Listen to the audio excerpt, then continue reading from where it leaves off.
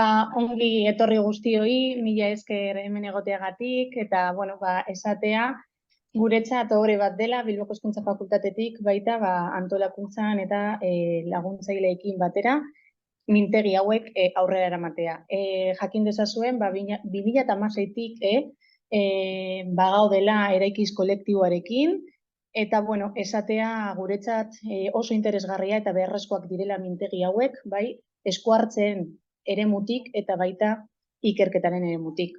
Beraz, mila esker, baita mila esker Itziar Gandariasi, bai, eta espero dugu egun zoragarria izatea gaurkoa eta hurrengo mintegiak baita. Mila esker.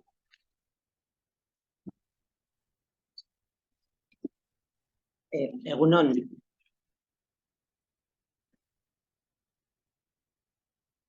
Tenemos un montón de aparatitos aquí en la mesa. Es complicado que no se caigan, ¿eh? Bueno, pues buenos días, egunon a todas y a todos y a todas las personas que estáis aquí de forma presencial y luego que también estáis online, que no os vemos, pero aquí está la cámara, que no os vemos, pero os tenemos muy en cuenta, porque de hecho hay un aforo muy grande. En total, en el conjunto del seminario. Empezamos pues con el proyecto de este año, vamos a llevar adelante 4 seminarios diferentes, intentando ahondar en causas, consecuencias y mejores haceres con las personas, las mujeres en concreto, que están en exclusión social severa, para también intentar entender qué pasa en sus procesos, intentar entender cuáles son las claves, ¿no?, para poder atender de forma distinta, incluso para prevenir. Hoy vamos a empezar con un tema tan pequeñito como es el de mujeres y exclusión social. Es un tema muy amplio. Itziar, bueno, pues va a poner el acento en algunos puntos, pero sí es verdad que, como habréis visto en el mail, queríamos aprovechar el aforo, tanto presencial como el online, para trabajar. ¿Y por qué? ¿No? Pues porque vamos a lanzar, o están en el aire, preguntas que no se resuelven entre una o dos personas, sino que hemos considerado que también la mejor manera de empezar a dar respuesta es poniéndonos a pensar, a hablar, a dialogar por las personas que más sabéis sobre este tema, que sois las personas principalmente que estáis acompañando o en la intervención con ellas de alguna u otra forma o en diferentes roles. Y sin más dilación, y luego, bueno, un poco la estructura sí que la voy a explicar. Va a ser una primera exposición que va a hacer Itziar. Abriremos, bueno, pues un pequeño tiempo por si sale alguna reflexión o alguna pregunta en concreto sobre lo que ella nos va a decir, que estaré yo también aquí un poquito mano a mano con ella. Luego lo que vamos a hacer es un pequeño descanso para luego distribuirnos en grupos, un pequeño descanso, no de café en la cafetería, sino airearnos, ir un poco al baño, ¿sí? Un cuarto de hora, porque bueno, son 3 horitas de seminario. Nos volvemos a juntar aquí, nos vamos a juntar en grupos, para eso os hemos dado los colorinchus. Vamos a trabajar sobre esas, también online vamos a hacer grupo. Esperemos que se nos dé bien, porque bueno, lo que tienen las nuevas tecnologías es que nos permite que estéis ahí, que de forma presencial no podíais, pero bueno, pues es un poco el tema del wifi y esas cosas, pero bueno, vamos a distribuiros también, os damos también las preguntas porque también las tenéis vía correo electrónico, y luego lo que vamos a hacer es hacer una pequeña exposición por grupo y con unas conclusiones finales. Lo que vamos a trabajar en grupo, luego volveremos sobre ello, lo vamos a apuntar, una persona se va a encargar porque nos lo vamos a llevar con el compromiso de recogerlo todo y enviarlo, para que nos sirva a todas las personas que hemos participado y aquellas que quieran verlo también, ¿vale? Y dicho lo cual, pues Itziar, te voy a presentar, yo creo que de sobra conocida por la mayoría de personas que estamos aquí, si no es personalmente de oídas y de buenas oídas. Itziar Gandarias Goikoetxea, doctora en Psicología Social por la Universidad Autónoma de Barcelona, con una tesis sobre tensiones y retos en la construcción de articulaciones relaciones feministas entre colectivos de mujeres migradas y vascas, profesora en la Universidad de Deusto. Sus líneas de investigación son la teoría y práctica de la interseccionalidad, las metodologías feministas y la exclusión social y de género. Sus últimas investigaciones tratan de analizar el sinhogarismo encubierto de las mujeres. Participa en Mujeres del Mundo de Babel. Ahora no todo lo que puedes, sí, porque estás ahí en la crianza, y es madre de 2 criaturas, que decíamos antes que la maternidad nos atraviesa. Bueno, pues con esto tuya es la palabra y empezamos.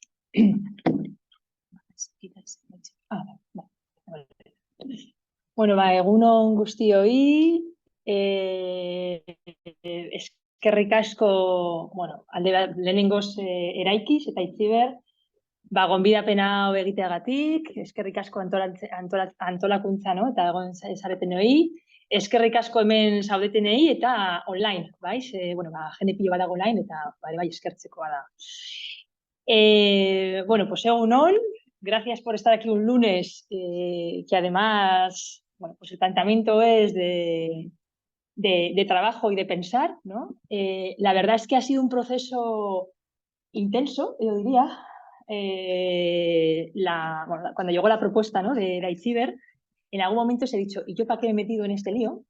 Pero luego es verdad que, bueno, que ha sido una oportunidad muy buena, pues para parar, ¿no?, a veces a pensar, ¿no? Últimamente no tengo tanto tiempo como quisiera, pero es verdad que he estado en esa lucha interna entre, ¿no?, me gustaría, ¿no?, poder tener más tiempo para dar vueltas a esto, que como vais a ver, pues son algunos apuntes y pinceladas que nos ayuden a, bueno, a seguir pensando, ¿no?, entre todas. Bueno, me alegra de que vea muchas caras conocidas, yo creo que eso es muy, muy bueno. Y bueno, pues la exclusión social de las mujeres y las violencias machistas, ¿no? Me proponía Itziber ese título. Y bueno, y también eso, contaros, ¿no?, que hemos tenido 3 encuentros, ¿no?, para ir dibujando, y esto es un poco lo que ha quedado, ¿no? A mí lo primero que me venía es que, claro, hablar de la exclusión social de las mujeres, en principio casi es una redundancia, ¿no? Porque estructuralmente las mujeres estamos excluidas, ¿no? Entonces es como, bueno, pues ya partimos, ¿no?, de que las mujeres, ¿no?, debido, ¿no?, bueno, a los sistemas, ¿no?, de dominación, ¿no?, siempre hemos estado excluidas de todo, ¿no? Por tanto, ¿qué pasa cuando hablamos ya de exclusión social de las mujeres, ¿no? Entonces, he dividido un poco el recorrido que os quiero plantear en 3 partes, ¿vale? Me ha servido mucho para ir viendo diferentes investigaciones que estamos haciendo, ¿no?, y entonces he podido articularlas, ¿no? Entonces, me parecía que podía ser interesante hablar un poco, la primera parte va a ser, bueno, ¿qué es esto de la exclusión social y cómo podemos mirarlo desde la perspectiva de género? Luego, sí que voy a hablar un poco de sinhogarismo encubierto, porque es verdad que son las últimas investigaciones que estamos haciendo y donde yo creo que, bueno, estamos intentando desvelar, ¿no?, toda esa parte invisible que tiene, ¿no?, cuando hablamos de sinhogarismo. Y luego sí que me voy a centrar, ¿no?, en la otra parte del título que me proponía Itziber, de violencias machistas y exclusión social, también a partir de una investigación que hicimos, ¿no? Me parecía que era interesante desde mi marco de universidad poder hablar, bueno, pues, ¿no?, luego aterrizarlo en investigaciones que estamos haciendo y que hemos hecho, ¿no? Igual me estaban oyendo. Igual no te están viendo. Ahora pregunto, si no te... Así. Listo, lo activamos, ya está. Vale. No sé si ahora no va. Sí, estabas dando abajo antes. A ver, no. Mira, aquí igual tengo que darle. En principio tiene que... Vale, pues una mirada, un empiece, ¿no?, de qué entendemos por exclusión social. Se empieza a utilizar en Francia en los años 70, ¿no?, y entra a formar parte del lenguaje de la Unión Europea a partir de los 80 como sustituto de la idea de pobreza, ¿no? Bueno, sabemos, ¿no?, que siempre el concepto de pobreza ha sido más criticado por su orientación exclusivamente economicista, y la exclusión social, ¿no?, amplía, ¿no?, no solamente abarca, ¿no?, la dimensión más económica, sino que, ¿no?, la exclusión social toma en consideración otras dimensiones, ¿no? Tenemos a Foessa, ¿no?, que es el referente, ¿no?, para los informes, ¿no?, y los estudios sobre exclusión social y pobreza, ¿Y cuál es la definición que nos da, ¿no? Fijaros, es un proceso de alejamiento progresivo de una situación de integración social en el que pueden distinguirse diversos estadios en función de la intensidad, que incluye dificultades o barreras en al menos el eje económico, ¿no? Que es el más visible, ¿no? El tema del empleo, de los ingresos, ¿no? De la privación más material, si queremos decirlo. El eje político de ciudadanía, que hablamos de los derechos políticos, pero también acceso a la educación, a la salud o a la vivienda. Esto me parece que en la actualidad es un eje súper importante, ¿no? Y que está condicionando muchos procesos de exclusión social. Y el otro que se incluye es el eje de las relaciones sociales, que tiene que ver más, ¿no? Con el aislamiento social, anomia, conflictividad social, ¿no? Por tanto, tenemos los tres ejes, ¿no? El económico, el político y el social relacional, ¿no? Y sus diferentes dimensiones, ¿no? En el caso de económico, la participación en la producción, la participación en el consumo, en el caso del eje político, la ciudadanía política, la ciudadanía social, lo que hablábamos ahora, ¿no? El acceso a los sistemas de protección social, sanidad, vivienda y educación, y el social relacional, que vamos a ver que yo creo que en el caso de la mirada de género es fundamental, que tiene que ver con la dimensión de ausencia de lazos sociales, ¿no? Lo que hablábamos, falta de apoyos sociales, o relaciones sociales, que ahí hablan de perversas, ¿no? Que tiene que ver, ¿no? Conflictividad social, ¿no? Lo que hablamos muchas veces de desestructuración familiar, ¿no? Violencia machista, etcétera. Por tanto, hoy en día, cuando hablamos de exclusión social, es algo obvio, no está aquí, hablamos más de proceso, ¿no? Y de un proceso de alejamiento progresivo en el que además pueden distinguirse diversos estadios en función de la intensidad, desde la precariedad o vulnerabilidad más leve hasta las situaciones de exclusión más grave, ¿no? A mí me gusta mucho, bueno, desde la economía feminista, ¿no? Amaya Pérez Orozco siempre habla, ¿no? Estamos todas en una línea, que ahí pendemos, ¿no? Lo que pasa ¿qué pasa para que, de hecho hablamos en las conversaciones con Aitziber, para que en esa línea de precariedad pues no caigamos en la exclusión social grave, ¿no? Claro, ahí es donde tenemos que analizar, ¿no? Qué recursos tenemos más allá, ¿no? En este caso del económico, ¿no? Y ahí vamos a ver que las relaciones sociales y el apoyo social son fundamentales. Por tanto, el proceso de exclusión social va más allá de una carencia material, eso está claro, porque se tienen en cuenta desigualdades, yo diría estructurales, desde la discriminación, la estigmatización, el rechazo social o la fragilidad en las relaciones interpersonales, que van a facilitar o van a reforzar dinámicas de expulsión o obstaculización, ¿no? Para tener acceso a ciertos espacios, derechos o relaciones sociales que nos permitan alcanzar ciertos recursos. Por tanto, de una concepción estática que entendía la pobreza como una situación de bajos ingresos en un momento determinado del tiempo, pasamos a una concepción que entiende la exclusión como un proceso. Y de la concepción siempre dual, que entendía la pobreza como una situación que afecta a un colectivo diferenciado de la sociedad mayoritaria, ¿no? Los y las pobres, ¿no? Las bolsas de pobreza, a esa diferenciación de una heterogeneidad de espacios situados, ¿no? En el continuo entre integración y exclusión social, ¿no? Y yo creo que eso cuando en la crisis del 2008 se vio claramente, ¿no? O sea, que personas, ¿no? Que estaban ahí, ¿no? En la muga que decimos, ¿no? En la frontera, ¿no? Pasan de repente, ¿no? A estar en exclusión social, ¿no? Bueno, ahí tenemos, ¿no? la clásica diferencia entre pobreza y exclusión social, ¿no? Que nos ayuda un poco a entender la diferencia, ¿no? Vale, quería pasar un poco esto rápido porque creo que es importante centrarse, bueno, entonces cuando hablamos de la exclusión social, la otra cara es la inclusión social, ¿no? Que yo creo que muchas de aquí, ¿no? Trabajáis ahí, ¿no? Y, claro, se habla del triángulo de la inclusión social, ¿no? Si teníamos esas tres dimensiones, también tenemos, ¿no? Tres ejes, ¿no? Uno sería la participación en la producción y en la creación de valor, ¿no? El mecanismo de integración social de la utilidad social, ¿no? Que también esto ha sido muy criticado, ¿no? Desde la mirada feminista. La otra sería la adscripción política y ciudadanía, es decir, mecanismos de redistribución y de reconocimiento. Y la otra que tiene que ver con la adscripción cultural y conexión con redes sociales, que hablaríamos, ¿no? Que el mecanismo de aquí de integración sería la reciprocidad, ¿no? Por tanto, tenemos tres dimensiones, ¿no? Por un lado, un acceso garantizado a ciudadanía y de los derechos económicos, políticos y sociales de igual manera, que además, ¿no? Tiene que dar la posibilidad de poder participar activa y efectivamente en la política. Claro, a este respecto no solo es determinante la existencia de un cierto tipo de participación, sino también la estabilidad de dicha participación para poder medir el grado de inclusión y exclusión, ¿no? Y aquí vemos que se dificulta, ¿no? la participación política de manera estructural para algunas personas, ¿no? La población extranjera, ¿no? Podríamos decir que estructuralmente está excluida, ¿no? Porque no tiene, ¿no? El derecho, ¿no? En este caso, al sufragio activo y pasivo, ¿no? Pero diríamos que no tiene una situación administrativa que le permita, ¿no? Participar, ¿no? Por tanto, hablamos también, ¿no? De, se está hablando, ¿no? Sociedad exclusógena de partida, ¿no? Por otro lado tenemos, ¿no? Otra dimensión que sería cuánto de sólidas son las redes sociales, tanto de carácter afectivo, familiar, vecinal, comunitario. Claro, estamos en un momento, ¿no? Donde, ¿no? A veces me da la impresión de que estamos pidiendo muchas a las personas algo que en la sociedad cada vez estamos más fragmentadas, más individualizadas.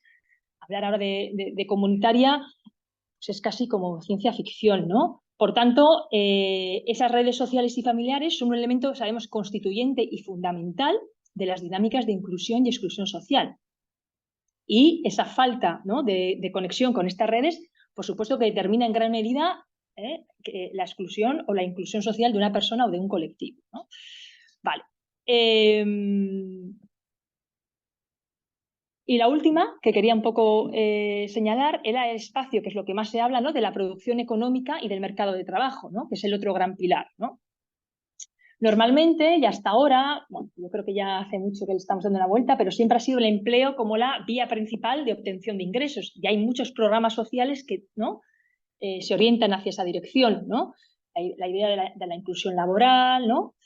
Y de hecho es la base en la que se calcula el grado de cobertura social de la población inactiva, ¿no? Claro, ¿qué es lo que pasa? ¿Qué ocurre hoy en día con el empleo? ¿Qué nos está pasando? ¿No? Hoy en día se está también hablando, ¿no? de trabajadores al borde de la pobreza, ¿no? Es decir, tenemos un crecimiento desorbitado del mercado laboral secundario, ¿no? Es decir, hablamos hoy en día, ¿no? mucho de la precariedad laboral que se está extendiendo, ¿no? Muchísimo, ¿no? Cada vez se está hablando, ¿no? de que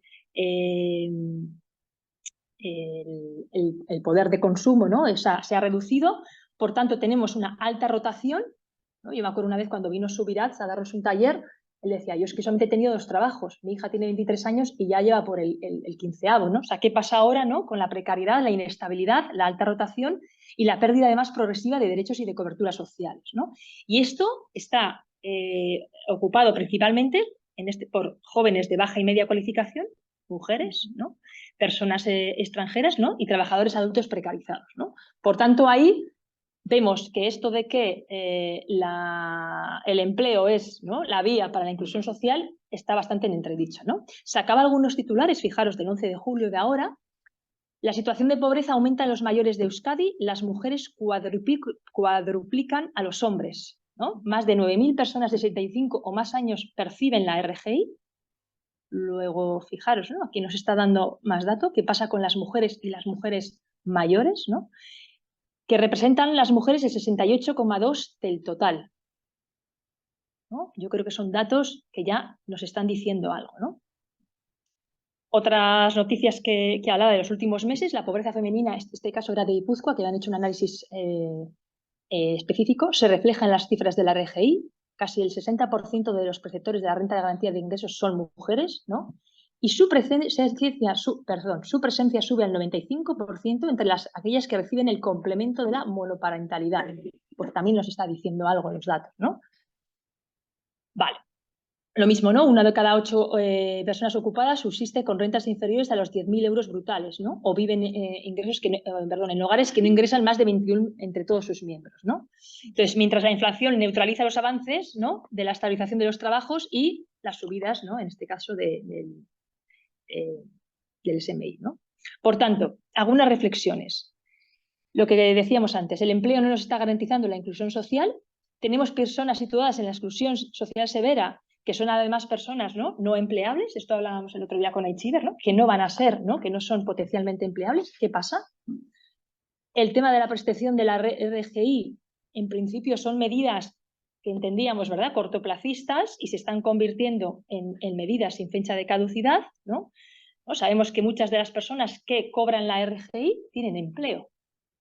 Luego el problema ya no está en la falta de empleo, sino en lo que decíamos, ¿no? Que aun teniendo empleo no puedo llegar a fin de mes. Por tanto, ¿Qué pasa y qué ocurre con las mujeres en la exclusión social? Los titulares que nos vienen es, cuando las mujeres llegan a los servicios sociales o a los sistemas de protección social, llegan como más tarde que los hombres, ¿no? Y llegan siempre en peores condiciones. Esos son como los titulares así más visibles, ¿no? Y luego lo que se habla mucho de que la pobreza tiene rostro de mujer. Tiene rostro de mujer, pero por otro lado, ¿dónde está? ¿No?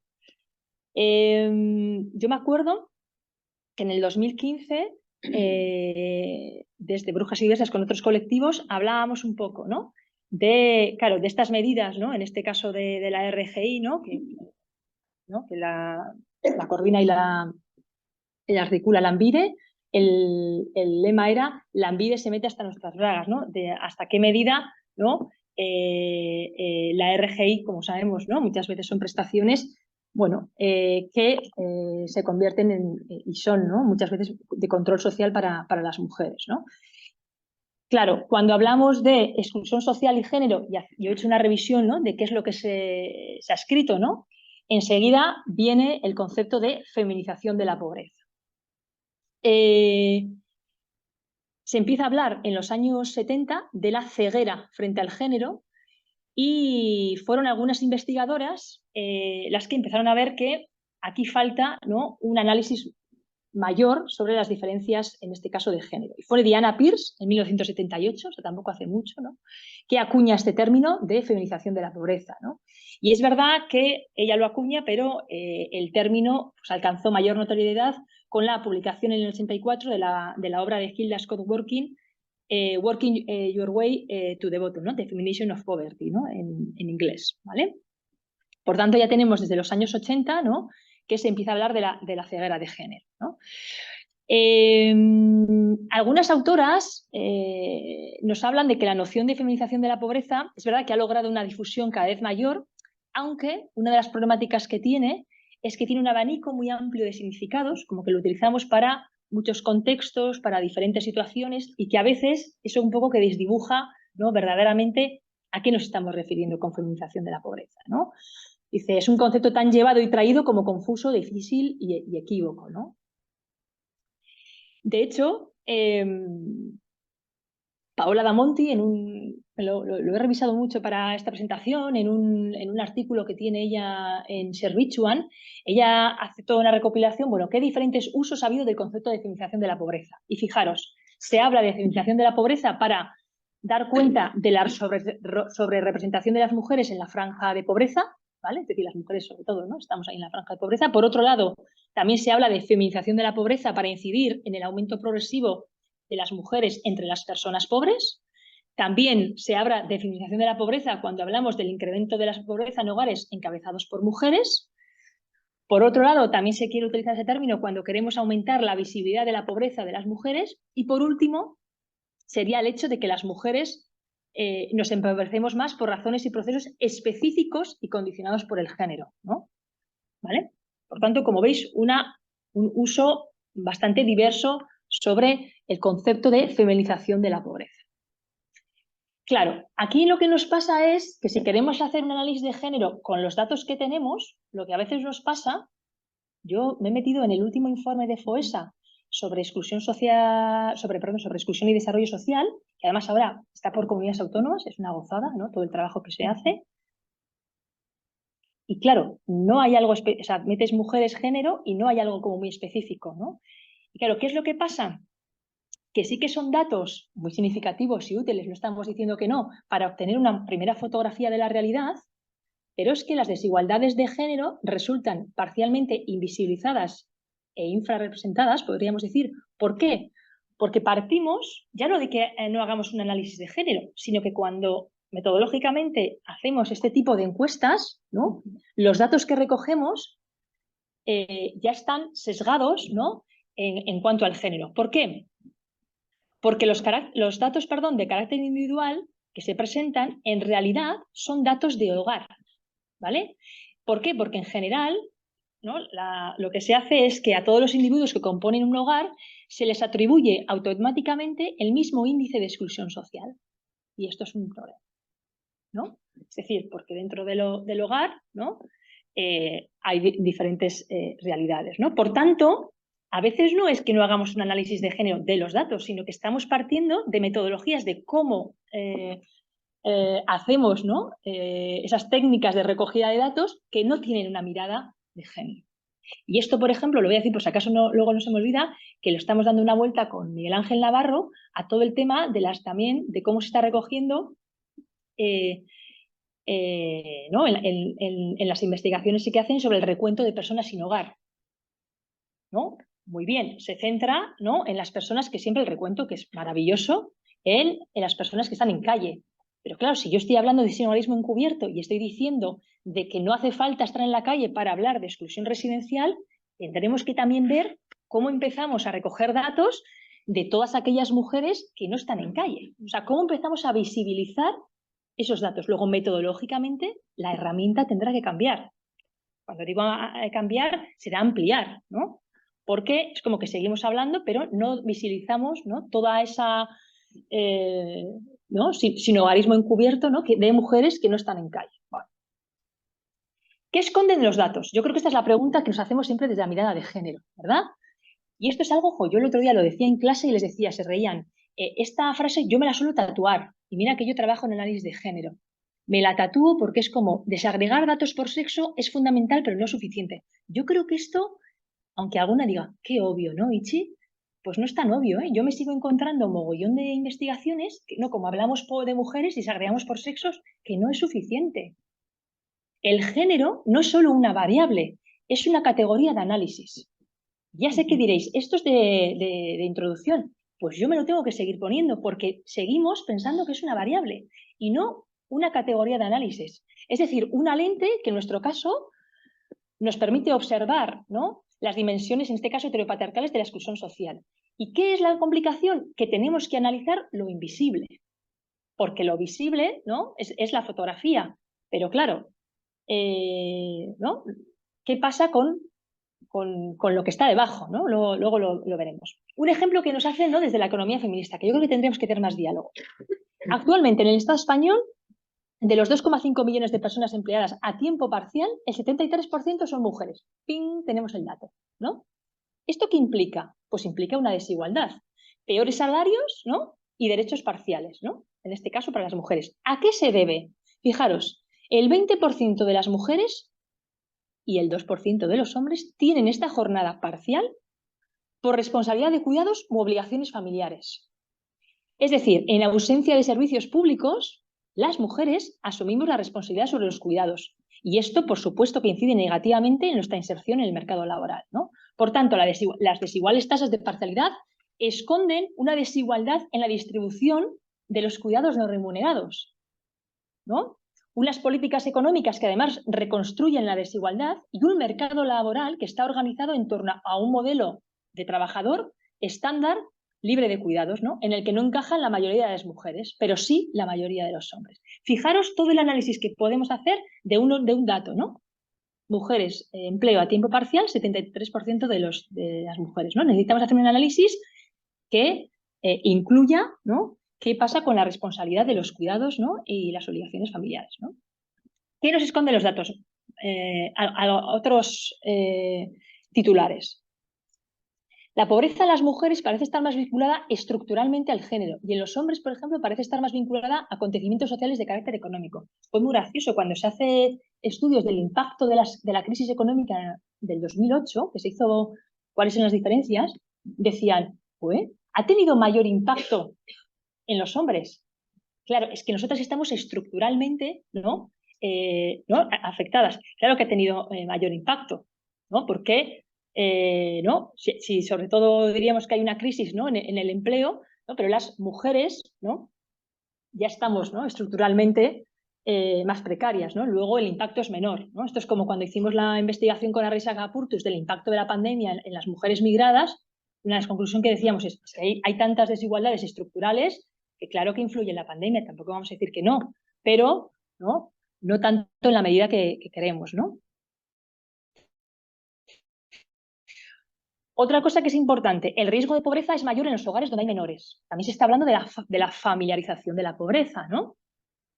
43% de riesgo de pobreza en el caso de hogares monoparentales. ¡pling!, 81% de los hogares monoparentales están encabezados por una mujer. Igual tendremos que empezar a hablar de monomarentalidad, ¿no?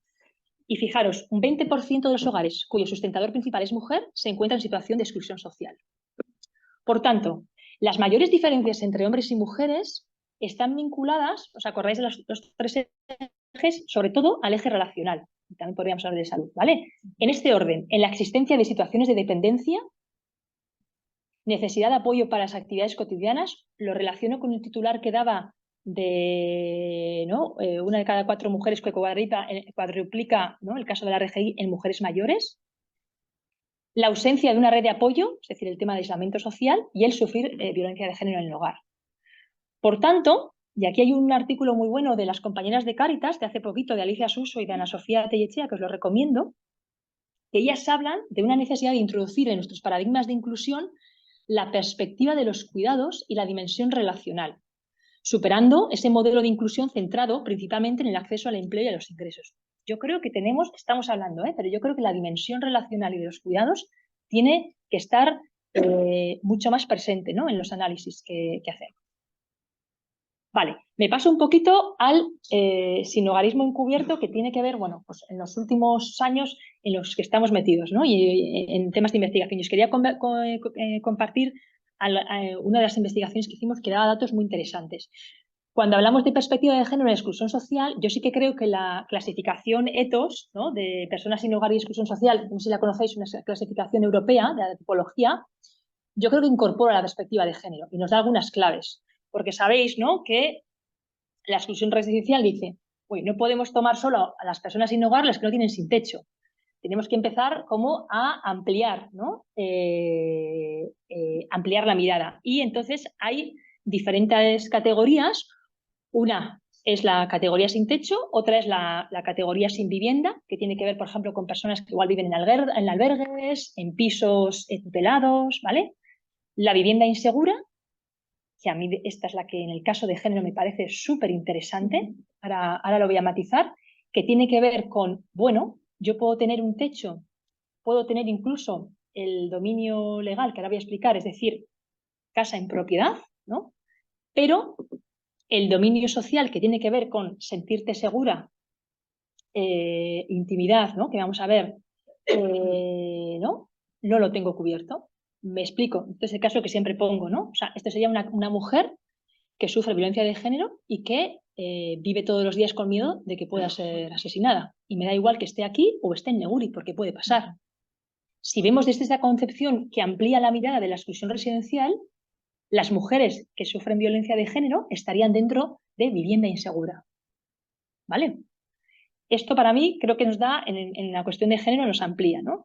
Y luego ya sería la vivienda inadecuada, ¿no?, la otra clasificación, que tiene que ver más y sobre todo más con el dominio físico, ¿no? Viviendas que están ¿no?, con muchas personas, viviendas que no tienen las condiciones de salubridad, ¿vale? Eso hablaría más de la vivienda inadecuada. ¿Qué pasa en el caso de las mujeres? Que se empieza a ver, ¿no?, que las mujeres, ¿qué hacemos para no llegar a la calle?, ¿no? Pues estrategias relacionales, ¿no? Que muchas veces, ¿no?, el otro día también hablando con Aichi, decía, son estrategias muy perversas, ¿no? Porque las mujeres como que intentamos gastar todos los mecanismos y todas las estrategias para no acabar en calle. Y eso implica, pues, que a veces, bueno, tengo un alojamiento, por intercambio de sexo, me quedo en casa de una prima, una conocida, y también hago cuidados, esto pasa mucho, y limpio, ¿no?, y me dejan en el sofá, ¿no? Pero claro, son, ¿no?, como que poco a poco intento, ¿no?, ir como cubriendo un techo, pero que en realidad, ¿no?, ni es seguro, ni es estable, y en cualquier momento, ¿no?, puedo acabar en calle, ¿no? A nosotros nos parecía que esta categoría de vivienda insegura, lo voy a poner ahora para que veáis un poquito, hay 3 dominios, ¿vale? El primero que decíamos, el físico, es disponer de un lugar adecuado para satisfacer las necesidades de una persona y una familia y compartir el espacio de manera involuntaria con otras personas, ¿vale? El dominio social, por eso decíamos que ahí podía ser, ¿no?, en el caso de sin vivienda, ¿no?, el dominio físico lo puedo tener, ¿no?, personas que están, por ejemplo, en pisos tutelados, ¿no? Pero no su vivienda, ¿no? Ni muchas veces, bueno, pues no pueden tampoco elegir quién entra, quién sale. El dominio social tiene que ver, algunos indicadores son poder mantener el derecho a la privacidad personal, tener capacidad del control del espacio que se habita, disfrutar de relaciones sociales sanas sin haber sufrido o sufrir en el espacio que se habita malos tratos físicos o psicológicos. Aquí entraría un poco lo que hemos dicho de la violencia de género. Y luego tenemos el dominio legal, que tiene que ver más con contar con un título legal de uso y disfrute del espacio, contratos de alquiler, ¿no? No tiene por qué ser solamente propiedades, y tener seguridad de ocupación en el mantenimiento del uso y disfrute del espacio. Vale. Entonces, nosotros lo que hicimos fue, hicimos un estudio, ¿vale? En este caso fue un estudio con Ascavide, en el que preguntamos, y se hicieron un cuestionario de 100 a 155 mujeres, en el que cada uno de los indicadores, ¿no?, los preguntamos, ¿no? ¿Vale? El dominio físico, por un lado, el dominio social y luego el dominio legal. Lo que hicimos fue convertirlos a preguntas. Fue un cuestionario, además, que se pasó muchas veces de manera telefónica, otras veces de manera presencial en mujeres que estaban ejerciendo prostitución, mujeres que estaban en situación de calle. Y ahí lo que vimos, que es muy interesante, es que, fijaros, ¿no?, cuando preguntábamos si alguna vez habías tenido sexo a cambio de alojamiento, casi un 37% de las mujeres decían que sí, ¿vale? Pero cuando preguntábamos, ¿alguna vez has sufrido una agresión física en el sitio donde has dormido? ¿No? Un 48,4% decía que sí, ¿no? Ping, otra vez, datos de pantallazo. Cuando preguntábamos ¿tienes control? Es decir, por el espacio donde resides, ¿puedes decidir quién entra y quién sale de tu espacio? Fijaros, un control bajo, un 47%, un 30%, ¿sí?, que es bastante, aunque la mayoría, ¿no?, dicen que sí, hay un 30% que dice que tiene un control bajo. Cuando preguntábamos, estas tres son sobre la dimensión social, ¿vale? Cuando preguntábamos sobre ¿tienes suficiente intimidad o privacidad en el espacio donde resides?, un 20% decía que muy baja. Y cuando hablábamos de ¿te sientes segura en el espacio donde resides?, si juntamos baja y media, nos da un porcentaje, ¿no?, de casi un 26% de mujeres que no se sienten seguras en el espacio donde residen. Y no solamente estamos hablando por miedo a sufrir violencia de género, porque aquí cuando hablamos también del control del espacio donde resido y de la intimidad y privacidad, por ejemplo, entraban, ¿no?, muchas mujeres que están, en este caso, trabajadoras internas, podríamos hablar, ¿no?, que no las contabilizamos en la exclusión residencial. Primero, que están en un sitio donde el dominio físico puede ser maravilloso, ¿sí? El dominio legal no lo tienen porque no están ¿no?, diríamos, durmiendo en casas donde también trabajan, pero es que el dominio social no lo tienen para nada cubierto, ¿no? Ni pueden controlar, de hecho están muy controladas, ¿no?, de cuándo entran y cuándo salen, y muchas veces tienen espacio de intimidad y seguridad, porque en cualquier momento, ¿no?, puede acabar el contrato y puede acabar en calle. Por tanto, fijaros, si cogemos las tres dimensiones, ¿qué es lo que nos dicen los datos? Que las mujeres, la peor dimensión en la que puntuamos, ¿no?, porque puntuamos más, es la dimensión social, ¿vale? No tanto la física o lo legal, sino la social. Y aquí, ¿no?, nosotros estamos, ¿no?, dándole una vuelta a esta importancia de desarrollar unos mejores indicadores en la dimensión social, en este caso de la exclusión residencial. Vale, cuando hicimos luego la parte cualitativa, que a mí es la que más me gusta, ¿sí?, no tanto los datos, una cosa de las que veíamos es que las encuestas, lo que decía antes, no son capaces de dar una radiografía real de los problemas en relación al alojamiento que muestran las mujeres. ¿Qué nos contaban las mujeres? No me siento segura donde vivo. En este caso, la mayoría de mujeres migrantes, ¿vale? Estas mujeres no tienen el de que están en una exclusión residencial, ¿no? Pero fijaros lo que hablan. Mis hijos duermen conmigo en mi habitación. Está cerrada y la silla atrancando la puerta. Ostras, ¿no? ¿Cómo vives tú, ¿no?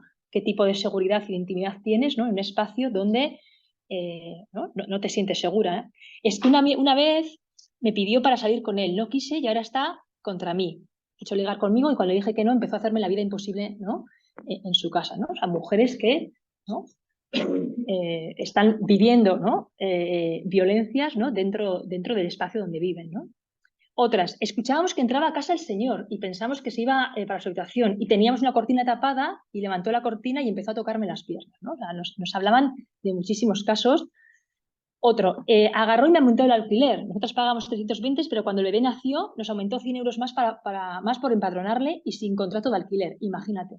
Y entramos en todas, ¿no? las dinámicas que hay en cuanto al tema del alquiler y las dificultades. Y aquí el último testimonio es una mujer que está como trabajadora interna que dice, ¿no? Recién he dejado la habitación. Ella estaba como trabajadora interna, pero tenía una habitación a la que solía ir el fin de semana. Pero nos cuenta, he dejado la habitación, pagaba habitación también en un municipio porque pagaba también habitación en un municipio porque quiero marchar. Quiero ir a ver a mis hijas el año que viene. Le dije a mi hija que iba a dejar la habitación, que me voy a quedar viviendo en el trabajo para así ahorrar otro poquito porque quiero ir a verlas, ¿no? Quiero ir para Guatemala, en su caso, ¿no? Es decir, ¿no? Esta mujer, ¿no? Que lo hace, claro, una estrategia de supervivencia, de repente, ¿no? Pasa a vivir, ¿no? En este caso va a vivir en la casa de sus empleadores, ¿no? Con lo que contamos, ¿no? ¿Esta mujer tiene vivienda? No, ¿no? Vale, última parte y voy un poco como cerrando, ¿vale? Violencias machistas y exclusión social, que era como la otra pata del título que me proponía Itziber. Vale, hablábamos con Itziber, ¿no? Está claro, y esto lo sabéis mejor que yo vosotras, que las violencias machistas son factor desencadenante y consecuencia de la exclusión social, ¿no? Entonces, si tomamos el triángulo de Galtung, ¿no? Tenemos toda la violencia más visible, la directa, ¿no? Pero tenemos la violencia visible, la cultural y la estructural, que yo creo que ahí es donde, ¿no? Nos falta mucha más mirada de género, ¿no?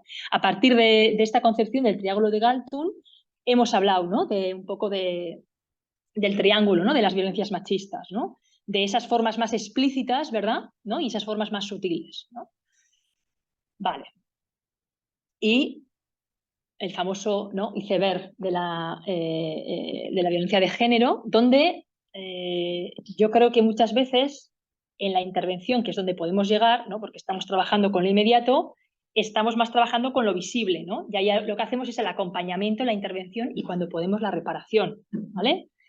Pero claro, con todo lo invisible, que es más, ¿no? Lo que corresponde a la dimensión más estructural, cultural, ahí es un trabajo más a largo plazo que tiene que ver con deconstruir, desaprender, reeducar. Y claro, todo eso, ¿no? En la inmediatez en la que la mayoría estáis trabajando, ¿no? Es imposible, ¿no? Pero tendríamos como esos planos. Vale, algunas claves que me parece importante desde un poco los trabajos que hemos hecho de investigación sobre la exclusión social y las violencias machistas, ¿no?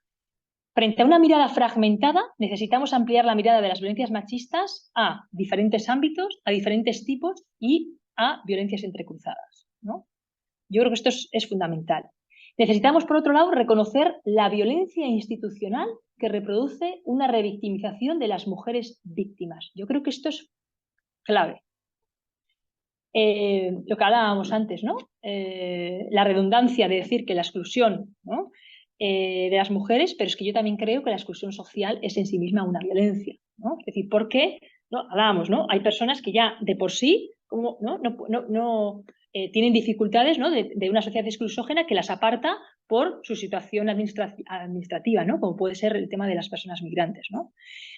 Y creo también que esto es una de las cosas que también estamos dándole vueltas, ¿no? A partir también de grupos que están en los que, bueno, tengo la suerte de poder participar, ¿no? De mujeres profesionales que escuchan violencias, de cómo podemos ubicar un marco de violencia estructural que también atraviesa a las profesionales. Yo creo que esto es fundamental, ¿no?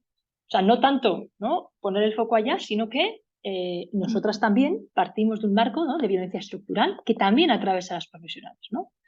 Y la pregunta que hacía Itziber, y que creo que es muy buena, y que un poco se traslada luego a las preguntas, es ¿y cómo graduamos? Me gusta un poco así, ¿no? ¿Cómo graduamos la exclusión social, en este caso grave, ¿no? En el caso de las mujeres, ¿no? ¿Qué necesitamos graduar para no tener siempre los parámetros que ya sabemos de cómo es la exclusión social grave de los hombres, ¿no? ¿Cómo la graduamos, ¿no? ¿Cómo podemos empezar a dar luz a toda esa invisibilidad de mujeres que no nos llegan, que sabemos que están, ¿no?, en exclusión social, pero que bueno, no somos capaces de, ¿no?, de ver, de atender. Vale. Por tanto, la gran pregunta sería ¿qué marcos teóricos necesitamos, ¿no? Y aquí yo os lanzo uno que yo, bueno, pues en esta cosa yo creo que tenemos que pensar desde la universidad, le dimos vueltas. Esta es otra investigación que hicimos, ¿vale? En este caso con un recurso residencial para mujeres con menores a cargo, de una entidad social, que nos pidió que si podíamos hacer como un análisis del perfil de mujeres que habían pasado en los últimos 15 años, el programa llevaba 15 años y quería hacer como, venga, la foto, ¿no? ¿Cuál es el perfil de las mujeres que han pasado? Y por otro lado, querían también ver mujeres que habían pasado esos 15 años por el programa residencial, dónde estaban ahora y cómo estaban. Entonces hicimos también luego entrevistas a mujeres, algunas que habían pasado hace 15 años, otras hace 7 y otras hace 3 o menos, ¿vale? Ahí lo que veíamos, ¿no?, es que este es un recurso muy de los que conocéis, en principio eran 6 meses, ¿vale? Y se podía ampliar a 1 año. En 6 meses tenías ya que, o sea, eran mujeres cuyo principal problema, según diríamos, ¿no?, y por el que llegaban al recurso, era un problema económico y por tanto de vivienda, ¿vale? Ese era su principal problema y cómo llegaban. Entonces, en 6 meses tenían, ¿no?, que conseguir, en principio, ¿no?, que se podía alargar 1 año, pues toda esa inclusión que hablamos, sobre todo a través del empleo o de ayudas sociales, ¿no?, y luego conseguir pues una vivienda. ¿Cuál era lo que nos encontramos? El perfil de las mujeres. La mayoría eran mujeres cruzadas por la maternidad y la migración, ¿sí?, lo que decíamos, mujeres acompañadas por menores, que muchas veces eran expulsadas y no tenían cabida en los albergues, ¿no?, para personas sin hogar. Muchas de ellas mujeres migradas con un recorrido migratorio, con expectativas laborales muy frustradas, ¿no?, que trabajaban, ¿no?, en trabajos organizados muy precarios, y la falta de vivienda, mujeres que para sobrevivir, e incluso para poder, antes de entrar al programa, habían, ¿no?, utilizado estrategias relacionales para poder, ¿no?, de alguna manera tener una vivienda, ¿no? Vale. El programa, esos 6 meses y 1 año que pasaban por el programa, ¿cuál de ellas? Lo que decían las mujeres que les haya aportado, por un lado, cobertura de necesidades básicas, ¿no? Muchas mujeres que habían estado trotando, algunas incluso en situación de calle, ¿no? Hablaban, ¿no?, he podido duchar, ¿no?, he podido tener estabilidad, un espacio de escucha y seguridad, apoyo mutuo entre las mujeres, acceso a formación y conocimiento de sus derechos y posibilidad de ahorro y acceso a ayudas sociales, ¿no?, que era de las cosas que más se hacía. ¿Cuáles eran las limitaciones del programa? Que esto os va a resonar a muchas. La alta demanda permanente. Las mujeres además sabían de hay que darse prisa porque atrás en la cola hay muchas, y esto lo vivían con mucha ansiedad. Mujeres, género, la culpa, ¿no? La falta de apoyo psicológico, es decir, dentro de la urgencia son las necesidades materiales, esto del apoyo psicológico lo dejamos para luego, ¿no? Y un escaso seguimiento por salida. El programa no les daba para encima poder ver cómo estaban estas mujeres después de 1 año, 2, ¿no? Por tanto, una limitación de la red asistencial era que una mirada asistencialista y cortoplacista de la inclusión, y sobre todo la visión androcéntrica, ¿no?, de los albergues nocturnos para personas sin hogar, ¿no?, a la que estas mujeres pues no querían ir. Cuando veíamos cuál era la situación actual de estas mujeres ¿no?, algunas pasados 15 años, la fotografía era bastante impactante, porque muchas, por eso hablábamos del círculo de la precariedad y de la exclusión, no habían podido salir. Es decir, seguían teniendo una precariedad e inestabilidad económica continua. ¿Por qué? Porque seguían en empleos intermitentes, ¿no?, con un enclaustramiento laboral en sectores laborales feminizados, lo que se habla del suelo pegajoso, ¿no?, mujeres, ¿no?, que sobre todo trabajan en tema de cuidados, en tareas del hogar, algunas sí más en el sector más hotelero, ¿no?, pero la mayoría diríamos en temas de cuidados, ¿no? La vivienda era una de las grandes problemáticas, una dificultad de acceso a una vivienda segura y digna. Hablaban de hacinamiento, de obligatoriedad de compartir piso, de no me queda otra, de la gran movilidad.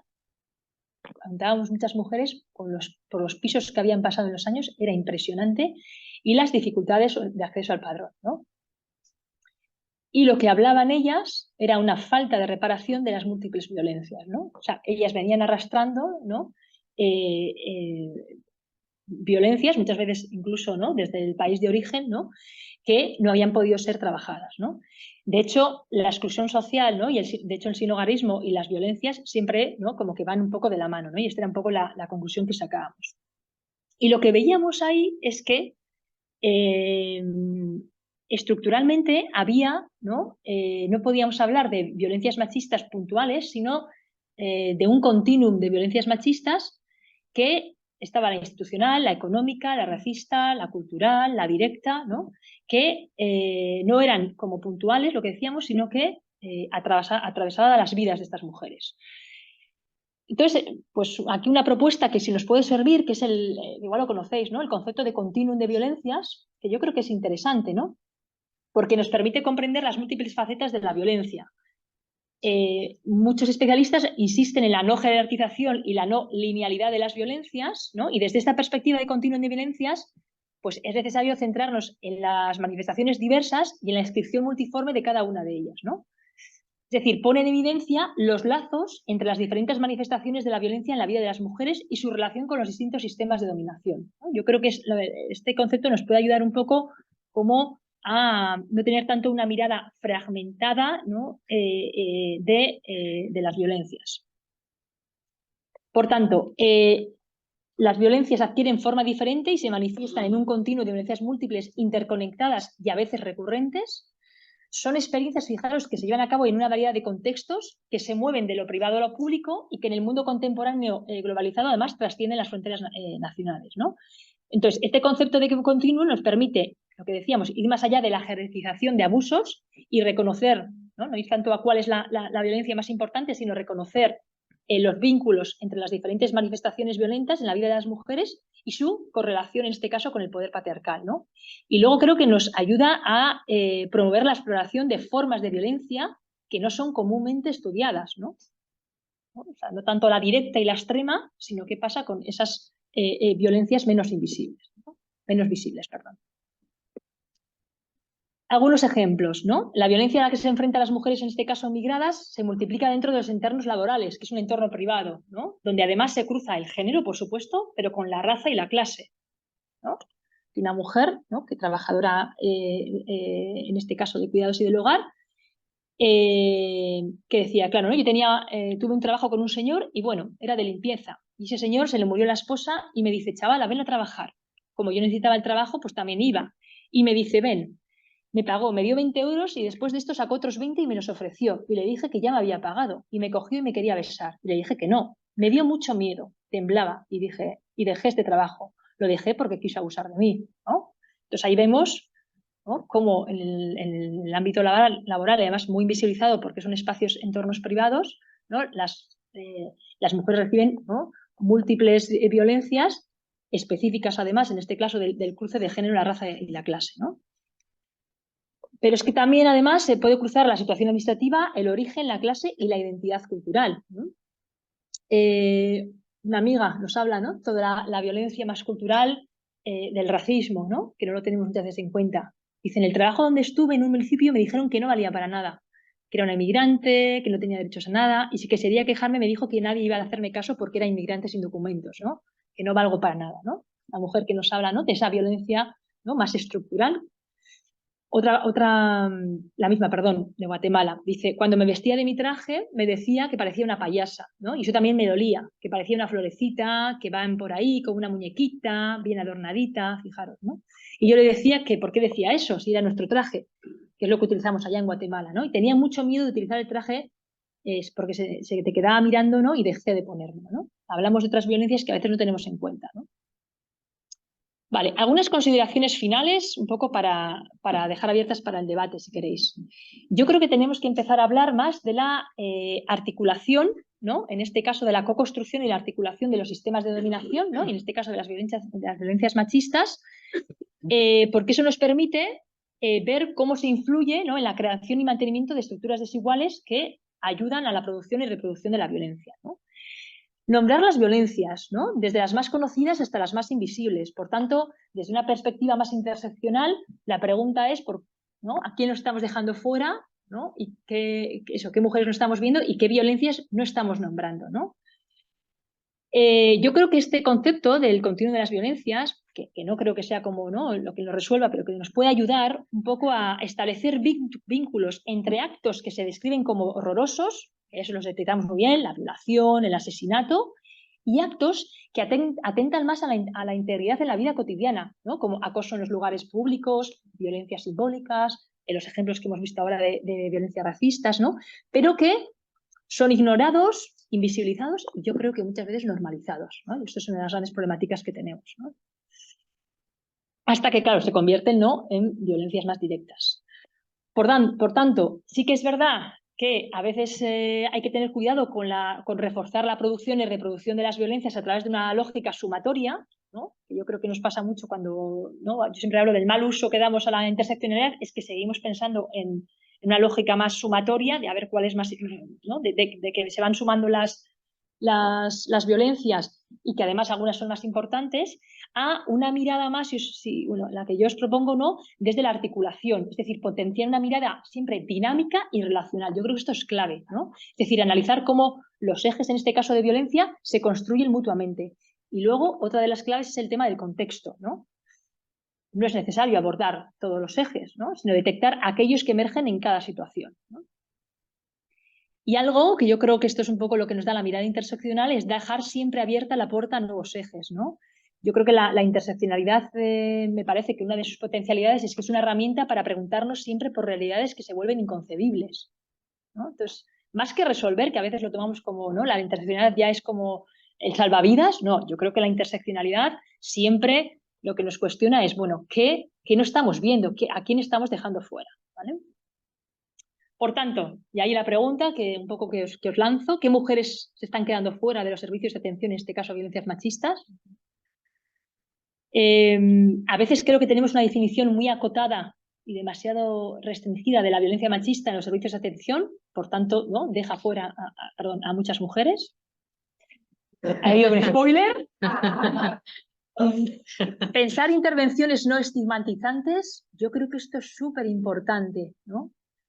Cuando pensamos en cómo hacemos las intervenciones, ¿no?, que a veces nos cuesta, ahora decimos, ¿no? El otro día, una de las compañeras que hablaba, ¿no?, en este grupo de mujeres profesionales que escuchan violencias, decía, es que ahora, ¿no?, tenemos que intervenir con un montón de perfiles diferentes, ¿no?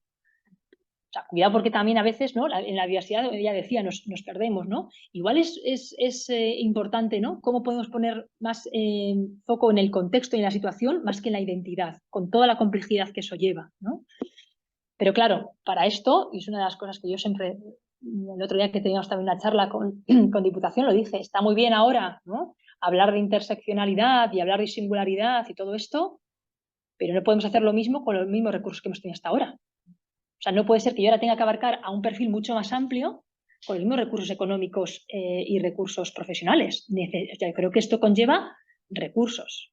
Y esto es algo que yo creo que desde las instituciones tienen que tenerlo claro, porque está muy bonito los marcos teóricos, pero si luego no los podemos llevar a la práctica, ¿no? A ver si ahora encima tengo que, ¿no?, por el mismo precio, me explico, atender a muchas más mujeres. Yo creo que eso, a ver si no nos la están un poco metiendo por ahí. Yo creo que es uno de los peligros que podemos tener, ¿no? ¿Cómo facilitamos las derivaciones de manera adecuada, evitando la sobreintervención y la revictimización? Incluso es uno de los grandes retos que tenemos. Y para eso yo creo que es importante la articulación, el trabajo en red. Aichior me decía, yo ya no quiero hablar de trabajo en red, me gusta más colaboración. Genial, ¿no? Lo que queramos. A mí me gusta mucho la palabra articular, porque también fue un poco la tesis que hice. Y creo que ahí, además de lo que siempre hablamos, de la articulación entre nosotras, en los diferentes dispositivos, ¿no?, con las instituciones, yo creo que también es súper importante trabajar en red con los movimientos sociales, ¿no? Y creo que ahí, a ver ahí qué os parece, desde la intervención social tendríamos que tener más diálogo con, por ejemplo, qué están haciendo y cómo se están moviendo los movimientos sociales y al revés, ¿no? Los movimientos sociales, en este caso el movimiento feminista, tendría que tener mucho más diálogo, ¿no?, con los sistemas ¿no?, y con el tercer sector y con la intervención social. Y creo que, por ejemplo, y quería acabar con eso, ¿no?, me parece que tengo aquí la oportunidad y el altavoz, el 30 de noviembre hay una cita que creo que nos interpela a todas ya solamente por ser mujeres, pero creo que a favor de un derecho colectivo al cuidado, ¿no? Desde, ¿no? Y lo que se está hablando ¿no? A favor de un sistema público comunitario de los cuidados, me parece que la intervención social, o sea, esto está en el centro. Por tanto, ¿no? Yo sé que está habiendo todo un trabajo, ¿no? Barrial y de las ciudades, ¿no? De empezar a hacer asambleas, pero creo que tendría que haber una articulación porque me parece, y ahí lo dejo, que también tenemos mucho que decir y mucho que reivindicar, y sobre todo las mujeres con las que trabajamos, ¿no? Así que nada, es que ricasco y no sé si me agarra un poco el ciber.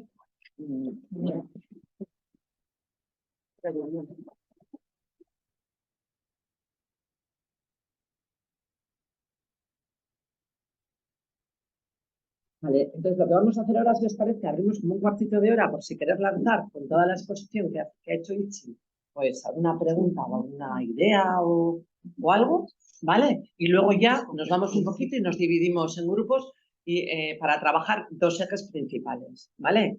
Necesitamos dotar o ampliar o incluir en el concepto de exclusión social actual la perspectiva de género interseccional, además desde el feminismo, y esto, ¿cómo podría hacerse?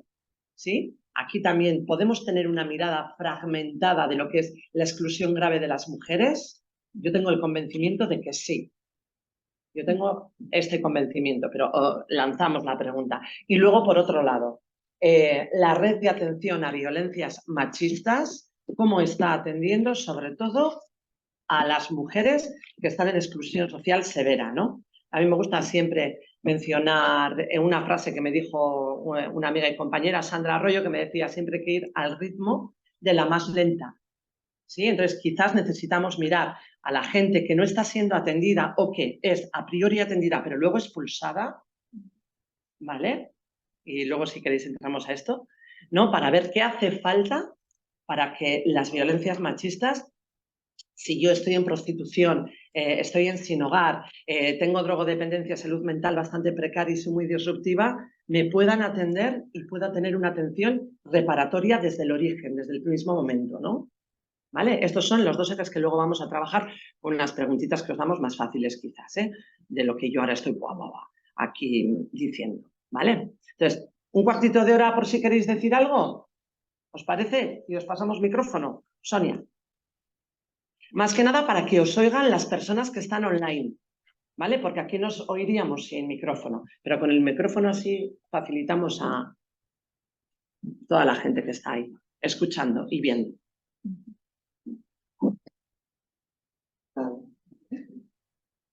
Bueno, yo una de las cosas que siempre me planteo cuando hablamos de los recursos y de las mujeres en distintas situaciones de exclusión es si realmente es necesario o es contraproducente hablar de perfiles. Porque cuando intentas sectorizar, pues hay un recurso para mujeres que tienen necesidades con el maternaje menores de 30 años, que no entra nadie. O sea, y al final, el intentar extraer solo unos aspectos de la vida de una mujer en la que intersecciona absolutamente todo y todos estos ejes de opresión se retroalimentan, incluyen unos a otros, me parece que es un error. Cuanto antes dejemos de lado, o sea, yo creo que al final entiendo que tenga que haber servicios especializados para problemáticas especializadas, pero cada mujer debería tener una trabajadora social que le dé, o sea, que le ofrezca esos recursos, todos los que necesite para todas las problemáticas que le afecten.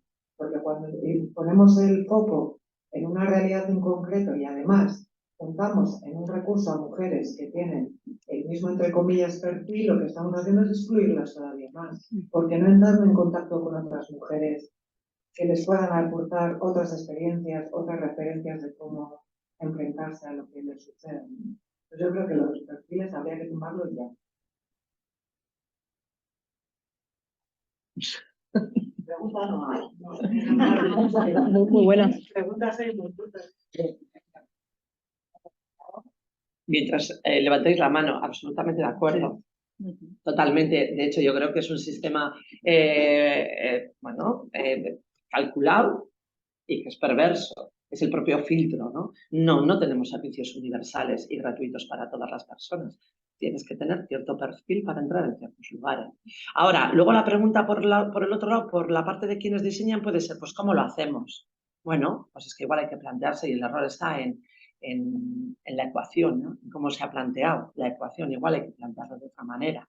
Sí, y esto es un muy buen espacio para hacer esto, ¿no? Para intentar dar la vuelta a esto. Al final, el perfil categoriza y alimenta el estereotipo, el rol y el estigma. ¿No? Es como... Y te aísla y luego que limita el acceso a un número importante de personas que no entramos en perfiles. ¿Sí? Sí, igual ahí la clave está, bueno, totalmente también de acuerdo, en no verlo como ni uno ni lo otro, o sea, ¿no? Porque yo creo que es complejo, ¿no? Sí que es verdad que a veces necesitamos, ¿no? Que haya servicios, o sea, cómo materializas eso, ¿no? Pero por otro lado, ¿no? Cómo pensar la intervención, o sea, mucho más lo que dices tú, ¿no? Viendo, oye, toda la realidad multidimensional, que no solamente las mujeres que tenemos, sino también la nuestra, ¿no? Entonces ahí está como cómo jugar con eso. Yo creo que no es que ni una cosa ni la otra, sino que a veces es verdad que necesitamos a la hora, ¿no? Es como los protocolos. Necesitamos, ¿no? A veces protocolos, pero que sean más guías, no que me ciña, ¿no? Y tenga que encasillar, ¿no? Y fragmentar. Yo creo que la fragmentación está claro que no ayuda, pero sí que necesitamos, por otro lado, ¿no? Como que haya servicios específicos, pero lo has dicho tú, ¿no? Pero que pueda haber ahí, creo que es más importante la mirada, ¿no? Que tengamos, ¿no? Al hacer la intervención, ¿no? Más que... O sea, cómo se diseñan, un poco lo que dice Aichiber, ¿no? Quizás está desde el planteamiento, ¿no? Cómo estamos abordando, ¿no? La situación de exclusión de las mujeres, ¿no?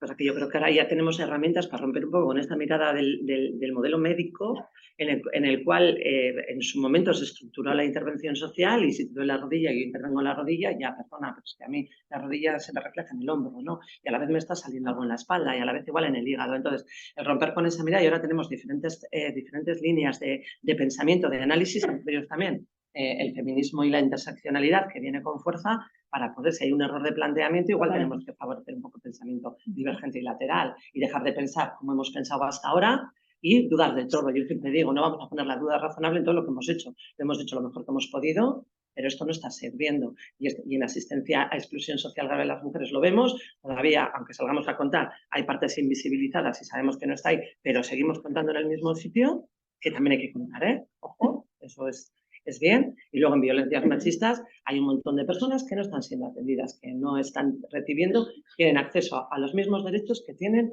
el resto de mujeres. ¿Sí? Entonces, bueno, tenemos estas dos cosas, están entre cruzadas, vamos a pensar, ¿no? En cómo poder ir mejorando, implementando pequeños cambios o tener incidencia un poquito más grande. No sé, como queramos pensar. Luchi, ¿no? Bueno, yo soy más que no. Luego, esta idea del continuo de la exclusión de las mujeres me parece muy guay en el sentido de que nos significa, o sea, deja de ser ellas y nosotras. Pasamos a ser un todo en el que en cualquier momento podemos estar. Y esta vulnerabilidad, yo creo que es lo que puede hacer la conexión. Y yo creo que es también con los hombres. O sea, el trabajo de la intervención social creo que tiene que pasar por el reconocimiento de la vulnerabilidad de todas y de todos. Entonces, y luego también, relacionado con lo que decíais ahora de los perfiles, reconocerse como víctima de violencia. O sea, todo el mundo sabemos que si me meten en una paliza puedo ir a no sé dónde. Pero eso no es en absoluto todas las violencias que sufrimos. Entonces, nadie es difícil reconocerse como víctima de violencias, a pesar de que todas somos y todas hemos sido, lamentablemente, seguramente vamos a ser víctimas de violencia, y acercarnos a un servicio reconociendo esto es muy duro, porque yo en mi entorno, o sea, quiero decir, muchas podríamos ir. Entonces, romper con esa victimización, con esa mirada de, bueno, yo voy a ayudarte, vienes aquí a pedir ayuda, yo creo que es muy necesaria para que las mujeres podamos acercarnos. Ahora las mujeres nos acercamos a los servicios sociales como madres o como víctimas. Y a veces como yonki, ¿sabes? Que entonces ahí eres madre de víctima. Pero si no nos acercamos. Y tenemos que ver la forma de acercar esas realidades, de que la gente se sienta cómoda compartiendo esas realidades para poder dar respuestas. Y las conocemos. O sea, las conocemos porque están alrededor. No son las pobres, somos nosotras. Y en un momento dado, pues alguien puede necesitar un piso de acogida, pero alguien puede necesitar un rato a hablar con la capa social o un servicio de, ¿no? Algo así, no sé. O sea, yo creo que es importante tener claro de que somos todas. Y relacionado con los cuidados y la breva feminista, o sea, no es casual que esto, que evidentemente es una profesión de cuidados, sea la profesión peor pagada de todas las disciplinas universitarias, que no es casual, amigas. Estamos en esa. Pero somos todas. Y creo que es súper necesario ese pasamiento lateral, porque al final todas tenemos este esquema machista patriarcal en la cabeza y nos cuesta pensar de otra forma, pero hay que meterle a esto. Pero el sinhogarismo oculto es un puto drama.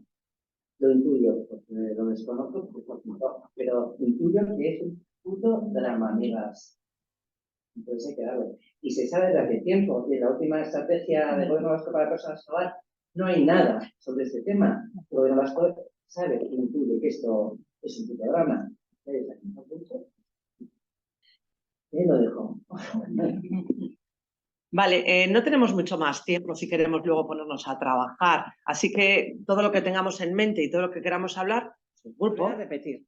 Vamos a hacer lo siguiente. Ahora, tenemos como, habéis sido 7 grupos y luego online otros tantos que me tendrían que mandar sus papelitos. Tengo uno, las conclusiones. Entonces, para que nos dé tiempo a todas a decir algo, ¿vale?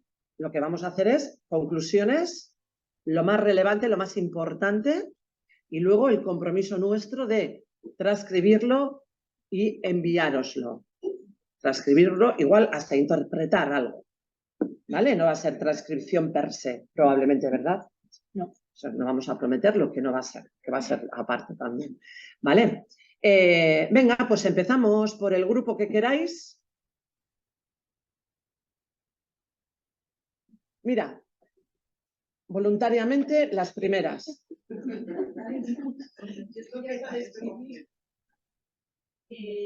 Bueno, así en cuanto a... Micrófono, espera. Sí, para que puedan no escuchar la de...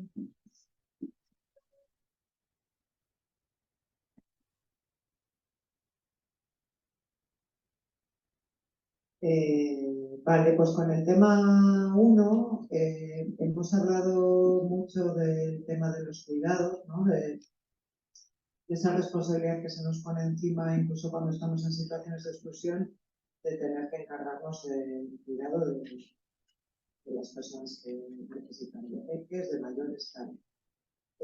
También hemos hablado sobre las discapacidades orgánicas o funcionales que no son tan visibles y no se tienen en cuenta, sobre la medicalización extrema de las vidas de las mujeres, ¿no? Implicar temas que tienen un origen social, que no se suele escuchar el relato o la historia íntegra de las mujeres que están en situación de exclusión, por lo que se agrava un poco la revictimización. Y que ahí podría haber también muchas pistas de qué estrategias fuera de los recursos institucionales se puede utilizar para enfrentar esas exclusiones. Además, bueno, el tema de los requisitos que son excluyentes, que a veces si cumples un requisito estás en una red, pero no puedes estar en otra. En esa fragmentación que hablábamos al establecer perfiles que no se interconectan y que no se consideran como interrelacionados. También el que existen muchísimos recursos de intervención que tienen una visión androcéntrica, sobre todo el tema de albergues y comedores sociales, donde las mujeres directamente no quieren ir. Recursos o intervenciones muy directivos que infantilizan a las mujeres y en las que no se les da la voz cantante de su propia vida, ¿no? Se les dice lo que tienen que hacer. Bueno, todas las estigmatizaciones que puede haber cuando empezamos con las etiquetitas de a ti te pasa esto y esto y esto. Las desigualdades que sufren las mujeres en las instituciones a la hora de realizar trámites.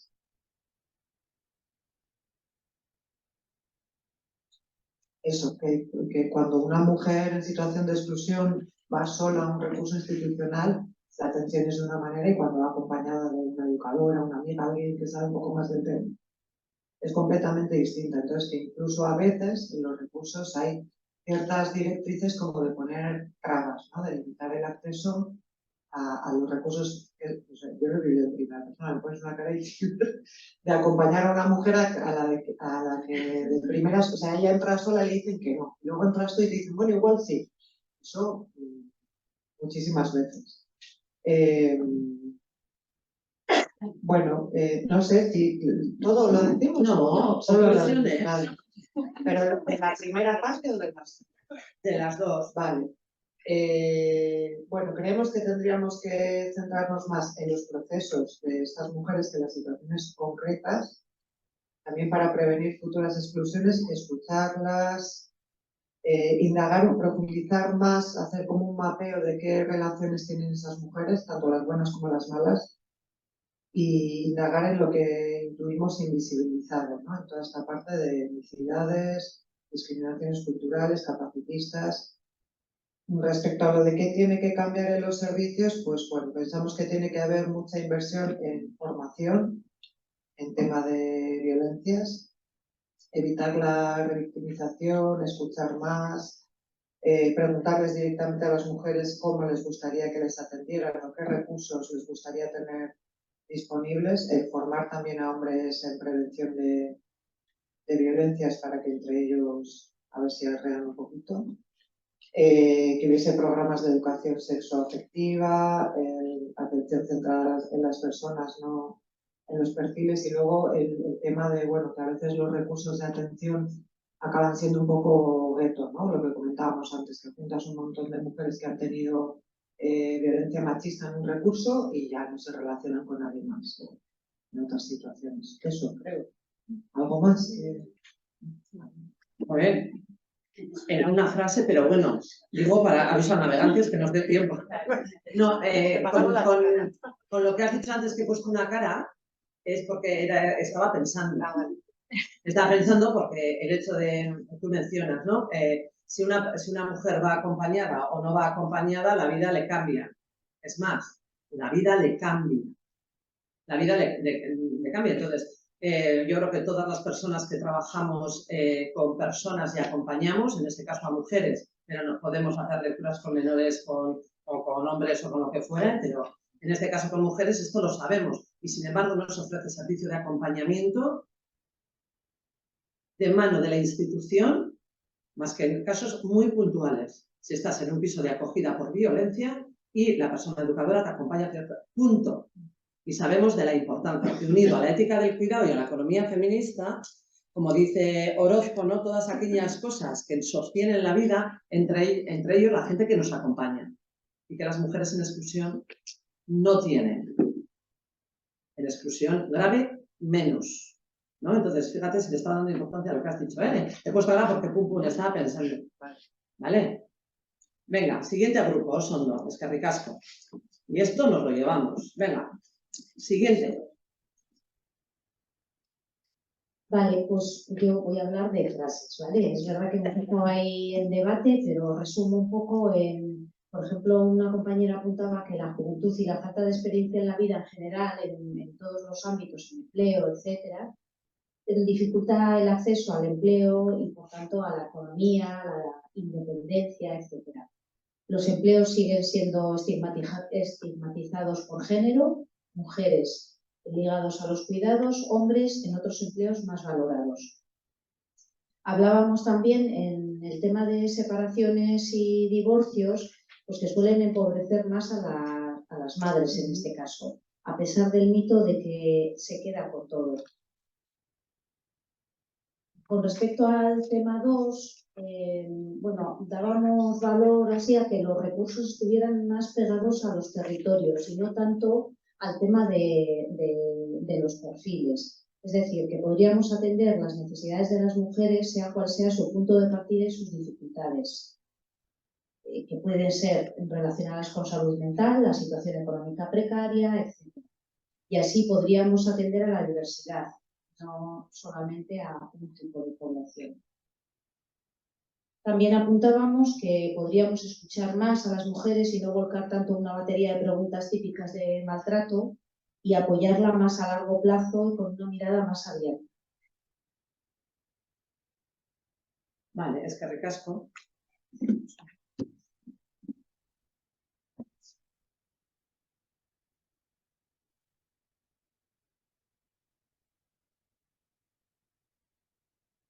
Vale, vamos a resumir un poquito algunas de las cosas que se han dicho.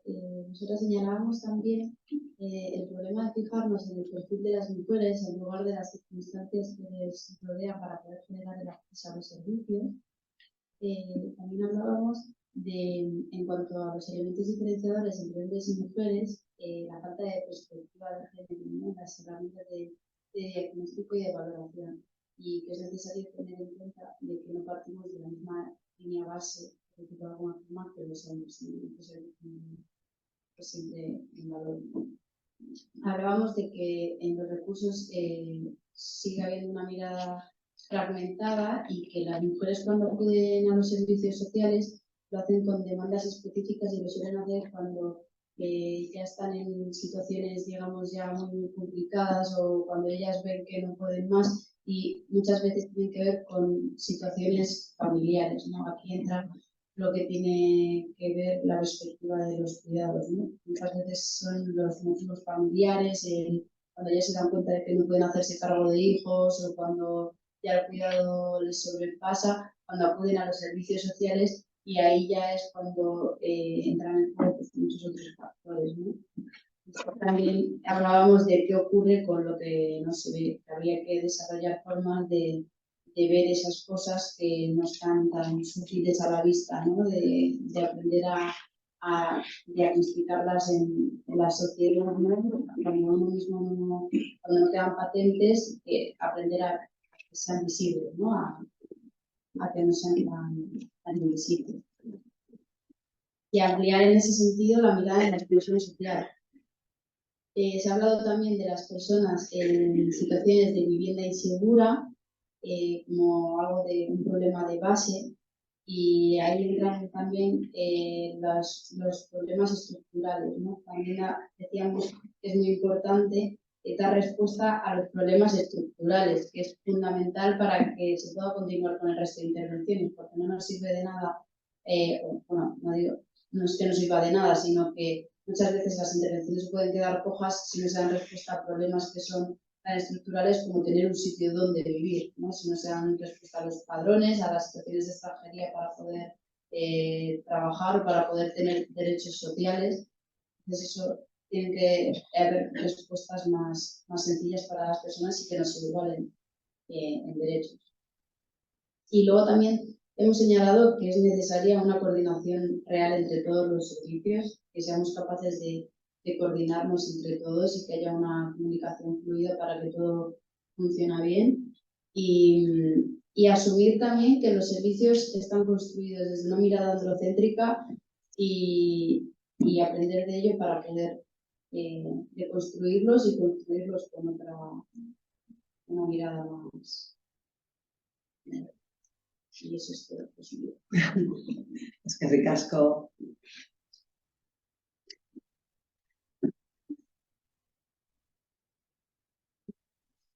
A ver, en nuestro grupo del primer punto hemos empezado diciendo que la dificultad real de detectar el volumen de mujeres en situación de exclusión, ¿no? Porque muchas buscan otros recursos, otras maneras de solucionar el problema, no llegan a la red, entonces no se ve, ¿no? Está invisibilizado. Luego el tema de la autoestima y construcción del autoconcepto, hemos puesto que es diferente en el entorno rural, que también es diferente, bueno, no está hablando de cada, ¿no? De cada cual en qué entorno trabajaba, con mujeres que en situación de cárcel, pues que también tienen, ¿no? El tema del estigma, como les pesa.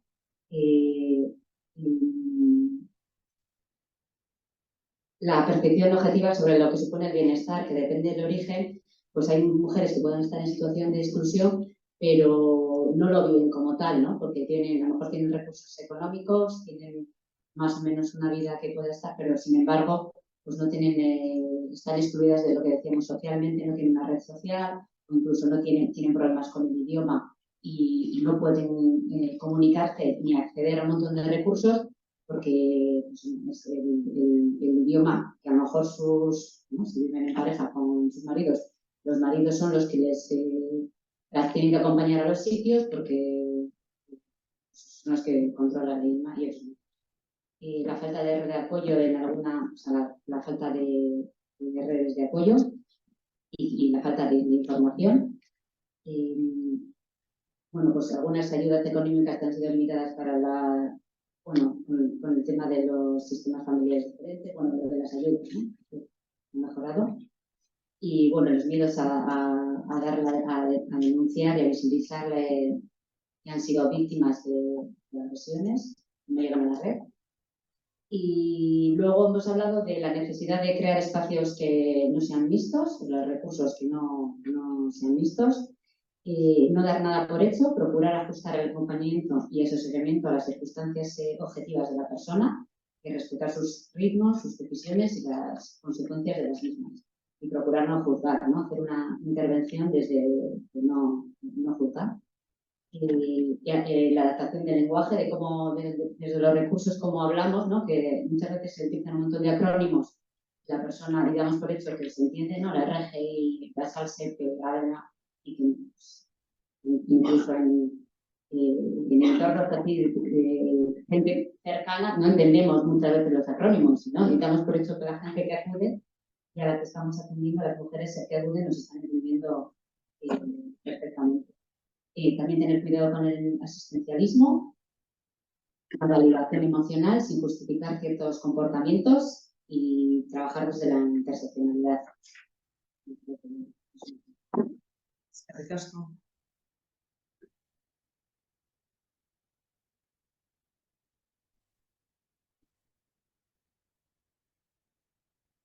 Vale, pues nosotras hemos estado hablando sobre todo al principio de cómo un acompañamiento que no sea rápido ni específico de violencias machistas puede llevar a la mujer a situaciones de exclusión. Hemos estado hablando de que algunas compañeras veían a mujeres con recursos económicos muy escasos y que muchas veces no se sabía si esa falta de recursos venía de antes de la situación de violencia o si a ver, posterior. Hemos hablado mucho de la soledad, o sea, de muchos factores que pueden estar presentes en la exclusión, pero nos hemos centrado mucho en la soledad y cómo es muy inhabilitante la falta de recursos, tanto a nivel personal como luego a nivel laboral, compatibilizar la vida cotidiana, la vida personal con la vida laboral. Y luego también hemos hablado mucho de, bueno, una compañera ha dicho que desde su recurso ve que la violencia machista se ha invisibilizado muchas veces y que no se trabaja de manera tan específica como a ella le gustaría. Entonces también hemos estado hablando pues, de la riqueza que es que dentro de un equipo de trabajo haya trabajadoras con diferentes culturas, etnias, bueno, etcétera, que pueden ver necesidades o que pueden entender a muchas de las mujeres que acudan al recurso de una manera que igual como mujer blanca pues no puedes ver por tu falta de... No, básicamente porque no es tu cultura y porque no la conoces, no la puedes conocer esa mujer obviamente. Y luego, nada, hemos hablado de no desatender las necesidades específicas de las mujeres, aunque estén interseccionando muchos factores de exclusión social, pues de cómo una mujer que, muy entrecomillado, pero que puede generar problemas para un recurso, es desatendida y es expulsada de ese recurso sin que luego esas necesidades específicas sean cubiertas por ningún otro recurso. Y nada, y en eso pues como deberíamos incluir la violencia machista como elemento central de la exclusión y darle un peso para luego poder dar solución o dar atención a dichas necesidades. Es que ricasco. Yo, con lo que has dicho, sí me ha resonado algo que me parece principal y fundamental, como además idea, ¿no? Poner las violencias machistas en el centro del trabajo en exclusión, porque yo soy de las que pienso que se trabaja más violencia fuera de los recursos específicos de violencias machistas que en los propios, digo el número, ¿vale? Que en los propios servicios especializados. Si tú en un servicio especializado, yo qué sé, en un mes recibes 50 casos y yo al mes trabajo con 100 personas, las 100 personas estoy trabajando las violencias machistas, además como victimarios también. Todas las mujeres que están en riesgo de exclusión como causa y como efecto, las violencias machistas, y encima hablo de las directas, ya no de lo simbólico y lo estructural, las van a vivir de una manera sumativa, van a tener diferentes sucesos vitales estresantes relacionados con las violencias machistas desde la infancia y la mayoría de veces no se van a ver acompañadas porque no están en un servicio específico de violencia. Con lo cual no es tan alocado, ¿no?, que su exclusión sea irreversible en un futuro y por eso también nos llega como nos llega cuando están en exclusión social severa, ¿no? Entonces, fijaros si puede ser central esta idea, ¿sí? Violencia y exclusión en el caso de la mujer, violencias machistas, es indivisible. Yo os voy a decir unos básicos. Todo el mundo tiene que tener un básico de cómo atender diferentes tipos de violencias machistas. Porque además los procesos de reparación van a venir de mano probablemente de estos recursos, no de los específicos de violencia porque tienen una temporalidad. La mujer viene de antes y continúa su camino y la reparación sabemos que no es un proceso. ¿Sí? ¿Seguimos? Pues aquí en nuestro grupo hemos hablado que la desigualdad que sufren las mujeres y las violencias que sufren o sufrimos es un elemento en común, aunque luego pues, cada una tiene sus particularidades. Obviamente hay una mirada fragmentada en todo esto, creamos cajones, creamos servicios compartimentados y parcelados, pero luego es verdad que hay mujeres que no entran en ningún recurso, porque no se identifica exactamente con ninguna de las características de los servicios compartimentados que se han creado. Luego, por un lado, hemos hablado de la posibilidad de hacerlas sentir cercanía a las personas que sufren violencia de género o exclusión social, porque se sienten solas, no tienen un espacio para hablar de lo que le pasa, simplemente vamos a lo que necesitan para ver qué recursos le podemos dar. Y en todo eso también pues, no buscamos un espacio, un tiempo o un lugar en el que ellas mismas puedan hablar y explicar lo que ellas quieran decir.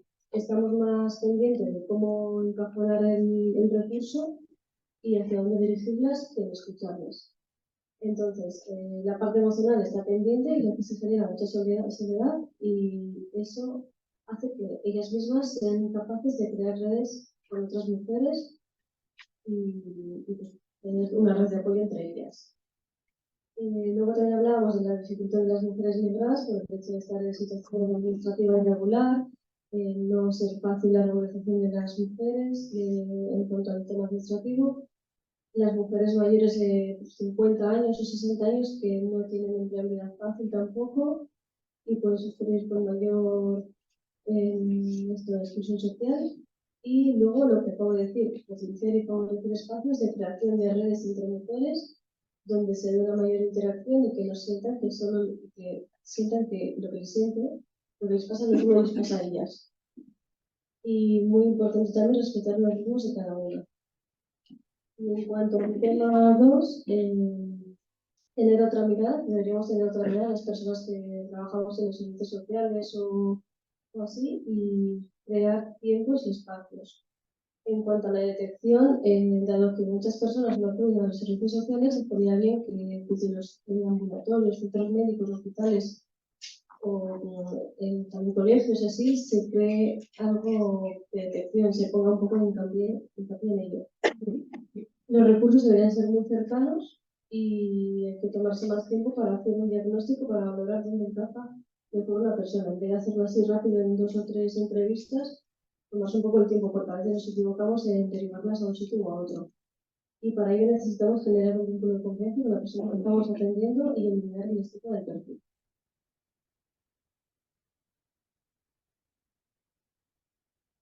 Es que ricasco. Mira, yo una cosa también que de todo lo que estáis diciendo, solamente pongo como alguna idea. Con el tema de la detección, uniéndolo a la idea de antes, de si ponemos las violencias machistas en el centro de la exclusión, si trabajamos con mujeres en riesgo de exclusión o en exclusión, tiene que haber un radar puesto para detectar las violencias que han vivido o que son susceptibles de vivir para la prevención. Es más, o sea, hablando ya, si lo tuviéramos dentro de todo aquello que preguntamos, ¿qué ingresos tienes? ¿Dónde estás viviendo? ¿Qué tal? Y tuviéramos también, ¿no?, esto en mente para ver cómo introducir en nuestra relación de acompañamiento con ellas de temas de las violencias, detectaríamos. Luego no sé cómo lo atenderíamos, porque esto supone duplicar un montón de cosas, cambiar la ecuación y hacer de forma distinta, ¿sí? Aparte ya de cambio de mirada, concienciación, efectivamente, ¿no?, pero en lo material. Pero tendríamos que tener la detección cada vez que intervenimos con personas, con mujeres que están en riesgo de exclusión o que están en exclusión. Porque, ¿no?, es que la teoría lo dice, ¿por qué no lo practicamos? La teoría dice que va unido, que tal, que cual, pues la práctica nuestra tiene que ir ahí, ¿sí? Venga. Último grupo. Una cosita que en este grupo, que lo habéis hecho un poco en general, pero creo que había una propuesta concreta, digo, porque a veces también nos vamos a estos espacios con, madre mía, todo lo que hay que hacer, ¿no? Y era lo que proponíais, después que estaba escuchando, ¿no? De a veces... es que sería este grupo el que está proponiendo, pero añadidos. Termina la ronda, vale. Ay, es que te me cambias. Digo, como hacía, he hecho una me han hecho una propuesta concreta, digo, porque a veces tengo la sensación de que nos vamos como madre mía. Era, ¿no? Pero cómo necesitamos espacios donde las mujeres puedan sanar. Un espacio súper interesante y hay experiencias ya de todo esto, ¿no? Pero me ha parecido, bueno, no sé, a mí me ha iluminado un poco, entonces bueno, quería un poco recalcarlo y si lo quieres sobre todo profundizar más. Sí, no, o sea, al final es un poco como nos olvidamos de nuestra parte del ser humano. Al final todas las violencias están invisibilizadas, si no las ponemos en contenido y no es el eje. Si no visibilizamos todas las múltiples violencias que nos interseccionan y que hacen llevarnos a un sitio, eso no lo visibilizamos. Si no nos centramos en los procesos, en todos los perfiles, no tenemos equilibrio en muchas esferas. Y yo siempre pienso eso como en un lugar de sanación. Hay servicios integrales para una violencia que es muy específica, que es la violencia de género, la ley. ¿Y por qué no vamos a tener una casa para sanar? En los que hay mujeres que, por un montón de violencias que les interseccionan, han perdido un equilibrio. Desde ahí, desde centrarse en su proceso de una persona, pues todo va bien. Ya sé que es una utopía, pero a lo mejor lo tenemos que hacer nosotras, nos proporciona, podemos juntarnos en un colectivos y pensar en un lugar de sanación. Bueno, no me olvides. Gracias. Y también se trata un poco de soñar, ¿no? Para luego ver qué se puede hacer y en qué se puede materializar. Nos soñamos los posibilistas en vez de los formadores.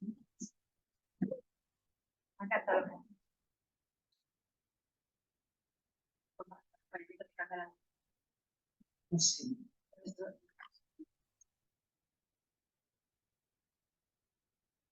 Vale, bueno, voy a intentar decir un poco lo que hemos estado debatiendo. Vale, en el primer tema, con respecto a la primera pregunta, hemos llegado a la conclusión de que fundamentalmente es el género, ¿no? Los elementos específicos van más allá de los perfiles.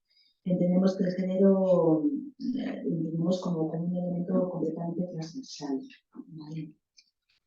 Con respecto, voy a ir a los concretos, pero no voy a ir más. En la pregunta 2, bueno, pues proponemos un cambio de mirada, entendemos que no podemos trabajar por mapas para no categorizar, sino pensar en mujeres, personas y sus necesidades, es decir, una visión pues más global. categorizar, va en contra de la mejora de poner a las personas en el centro. Con respecto al tema 2, y respondiendo a la tercera pregunta, bueno, hablábamos de la importancia de hacer un buen trabajo de sensibilización con respecto a la violencia machista, tanto en servicios sociales de base como en los diferentes agentes de atención primaria, sobre todo, ¿no? Pues en casa y operación, ¿no? Osakidetza, ambulatorios, colegios. Vale, tener una visión más comunitaria y, una vez más, el tema de la revictimización y la presión que reciben las mujeres. Con respecto a la última pregunta, bueno, nos ha salido como varios aspectos, ¿no? El tema del acceso a los mismos servicios, que actualmente hay un importante tapón. Bueno, pues que tienen que pasar por una valoración que no deja de etiquetar y de estigmatizar. La importancia y el valor de tener equipos multidisciplinares. También la idea de poder acercar los servicios y los programas a la comunidad, al entorno, con esta visión más comunitaria global de la que hablábamos antes. Evitar también evitar tender al asistencialismo, y nos parecía muy importante el tema de respetar las propias decisiones y ritmos de las mujeres. Con esto que hablamos de los servicios, ¿no? Que tienes que pasar por una valoración, tienes que pasar por unos tiempos, bueno, ¿dónde está el tiempo de las propias decisiones y el ritmo de la mujer, ¿no?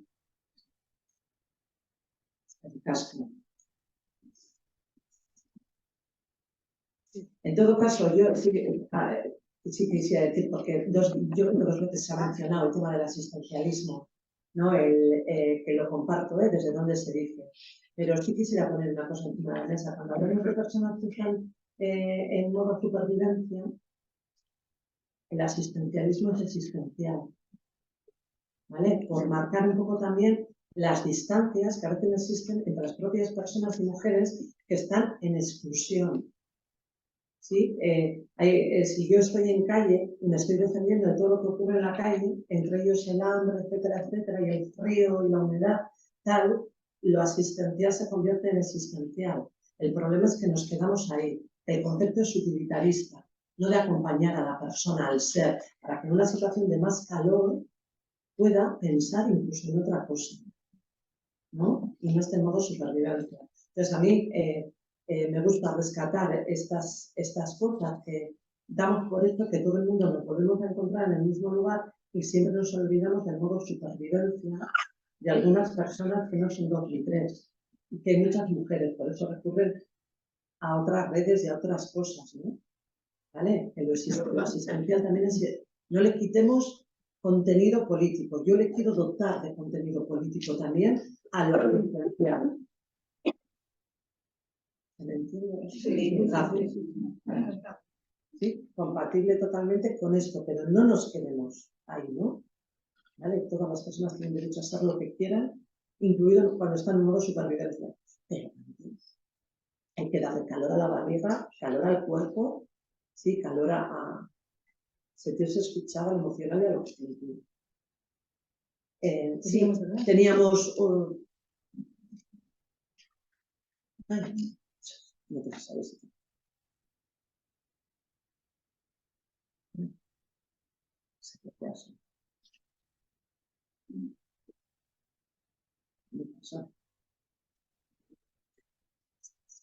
Vale, tenemos 2, ¿verdad? 2 documentos. Y 3 aportaciones, pero una no la han podido mandar. Lo tienen... Ah, está en mi móvil. Vale, pues... Estos son de los grupos son de los grupos que se han hecho online.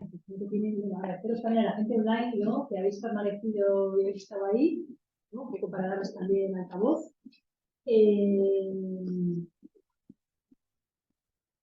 Vale. Hablan un poco de esa dificultad mayor de acceso a los derechos y oportunidades sociales solo por el género, ¿no? Y que esa dificultad es propiamente creada por el entorno.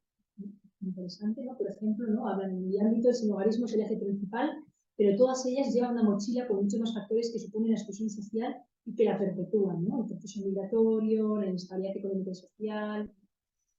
Por otro lado, la normalización de las violencias, los cargos de cuidados, ¿no? que se toman como naturales, ¿no? Como hablamos aquí también, la transición, y no como aprendidas, que parece que es lo suyo y lo normal. De todas formas, todas estamos metidas en estas pequeñas violencias, lo que decía Luchi también, ¿no? Que se acaba de ir, ¿no? Que no hay tanta diferencia, ¿no? Entre nosotras, ¿no? Y normalizaciones de lo que se supone que tiene que hacer la mujer y nos va acercando a la exclusión social. En cuanto a la segunda pregunta, ¿es una medida fragmentada? Pues sí, ¿no? Hay muchas variables en todas las situaciones que se retroalimentan y que inciden en muchos casos a que, aunque soluciones una variable, hay tantas que hacen de ella que hace que sea imposible salir de la situación de exclusión social. Pues debería poder actuar a muchas variables a la vez. Parece que se centra siempre en la parte económica, el acceso a un trabajo, a la vida social, pero el ámbito psicológico, no hemos visto mucho aquí, ¿verdad? Hoy el ámbito emocional se queda siempre relegado, ¿no? La protección social. También incide y hace que muchas veces se llegue a recaer, pese a que en un momento puntual se pueda estar algo mejor. Yo creo que deberíamos tener en cuenta la parte psicológica y el empoderamiento personal. También puede fortalecer la estructura social de estas mujeres. ¿Vale? Y en cuanto al segundo,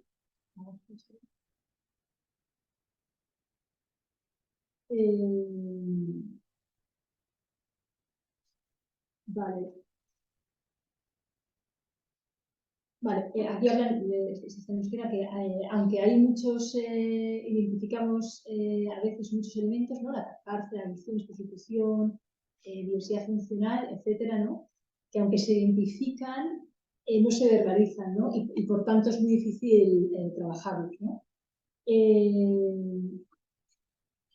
Interesante, ¿no? Tenemos una mirada fragmentada y dicen, sí, pero es que además también tenemos una mirada patriarcal, ¿no? Que muchas veces, ¿no? Nosotros no somos capaces ni siquiera de visibilizar, ¿no? Y por eso muchas mujeres quedan fuera del campo. Vale, en cuanto al tema 2, hablan de la importancia, ¿no? De que tiene que cambiar la coordinación entre los departamentos. A la hora de detectar, tenemos que ampliar la mirada que tenemos sobre la víctima. Lo decimos a la vez, ¿eh? También, de nuevo, cómo fortalecemos la mirada más de prevención, ¿no? Necesitamos información. Muchas veces no conocemos qué servicios hay, por ejemplo, en el contexto, que también ha salido, en el contexto social donde viven, ¿no? Las mujeres.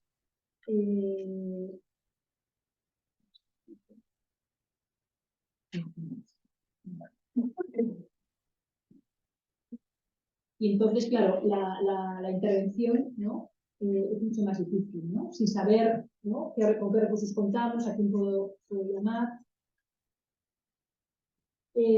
Bueno, ¿qué tiene que cambiar? Pues hablan de que todo, ¿no? Se habla mucho de la formación de los trabajadores, también ha salido, ¿no? Si no tenemos una mirada, eso es imposible. La importancia de espacios de encuentro, y aquí quería hacer un inciso, yo creo que agradecer a Elaitis que genera estos tipos de seminarios, necesitamos más encuentros, compartir casos, formarnos, debatir, ¿no?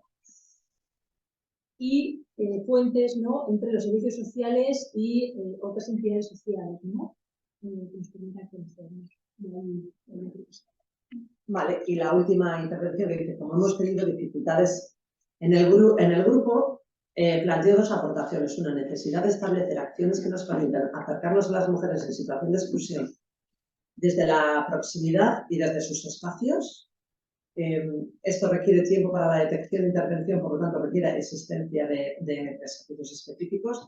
Y segundo, directrices claras desde las distintas administraciones para facilitar el trabajo en red. Esto ayudaría en la detección e intervención. Muchos profesionales todavía se centran en su área de trabajo sin tener una perspectiva integral. Yo creo, efectivamente, uno de los meollos es en cómo se trabaja en coordinación en red, en colaboración, que a mí me gusta decir, o en construcción de redes, como querámoslo llamar. Pero bueno, yo sí considero que esto también tenemos que ponerlo encima de la mesa, porque todavía hoy pues, hay muchísimas dificultades. Y encima estamos en época de cambios, en época de cambios a la atención a la exclusión y época de cambios a la atención a las violencias. Con lo cual, bueno, pues a esto habrá que invertir tiempo en pensarlo y en a ver cómo se hace. Y estamos fuera de tiempo. Estamos fuera de tiempo, no queremos robar a nadie más, ni un minuto de su tiempo. Pues ya es.